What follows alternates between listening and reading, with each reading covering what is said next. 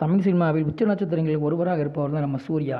இவர் நடிப்பில் கடந்த வாரம் வெளிவந்த கங்குவா திரைப்படம் கலவையான விமர்சனங்களை பெற்று ஓடிக்கொண்டிருக்கிறது. கங்குவா திரைப்படத்தை தொடர்ந்து சூர்யா அவர்கள் தன்னுடைய 44வது திரைப்படத்தில் கார்த்திக் சுப்புராஜ் அவர்களுடன் இணைந்துள்ளார்.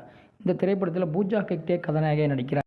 இந்த படத்தின் ஷூட்டிங் முழுவதும் முடிவடைந்த நிலையில் தன்னுடைய 45வது திரைப்படத்தில் கவனம் செலுத்தியுள்ளார். இந்த திரைப்படத்தை பிரபல நடிகரும் இயக்குனருமான ஆர்.ஜே. பாலாஜி அவர்கள் இயக்கியிருக்கிறார்.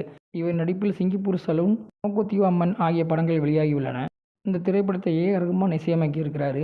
இந்த படத்தில் பிரபல நாயகியான திரிஷா அவர்கள் இந்த படத்தில் ஒப்பந்தமாயிருக்கிறாங்க. சூர்யா திரிஷா காம்போவில் ஏற்கனவே வெளியான மௌனம் பேசியதை 6 ஆகிய திரைப்படங்கள் மிகப்பெரிய அளவில் ஹிட்டடித்தன.